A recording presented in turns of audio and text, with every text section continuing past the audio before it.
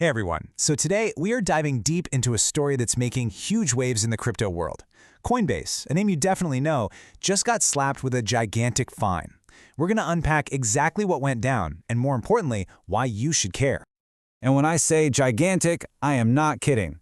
We're talking 21.5 million euros. The Central Bank of Ireland dropped this massive fine on Coinbase Europe. Now, that is not just a slap on the wrist. No way. It's a huge signal to the entire industry.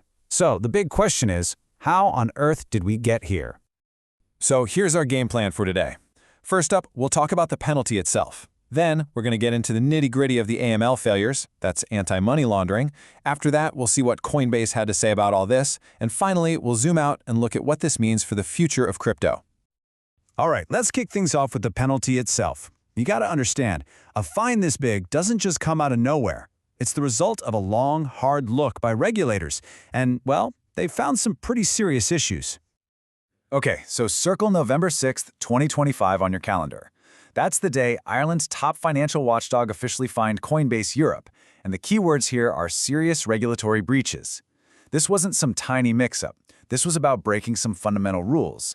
But what rules are we actually talking about? Well, here's a crucial piece of the puzzle. In Ireland, Coinbase isn't just a cool tech platform. It's officially registered as a Virtual Asset Service Provider, or VASP. Now, that fancy term basically means they have to play by the same rulebook as traditional banks. Yeah, really. Especially when it comes to preventing things like financial crime. And that leads us straight into the heart of the problem, the actual failures. The regulator's report is like a blueprint of everything that went wrong, and it really lets us look under the hood. So all these issues fall under the big umbrella of anti-money laundering, AML.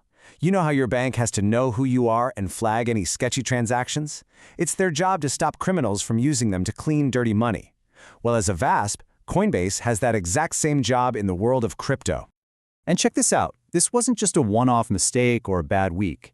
The central bank found that these problems went on for more than 2 whole years, from late 2020 all the way to the end of 2022. That points to a much deeper systemic issue, right?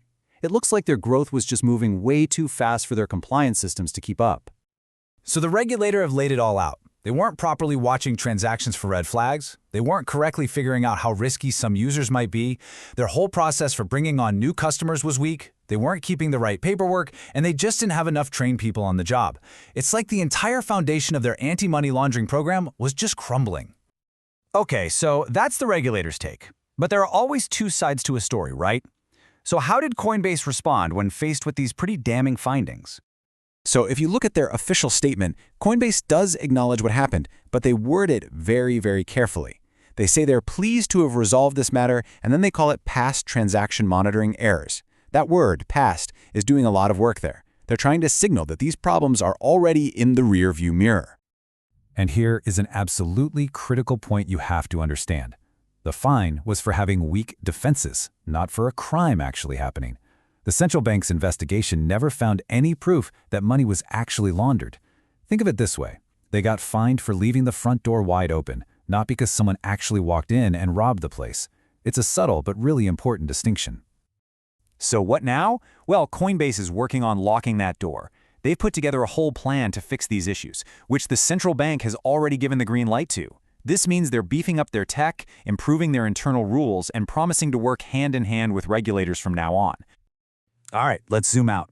Why are we spending so much time talking about one fine in Ireland?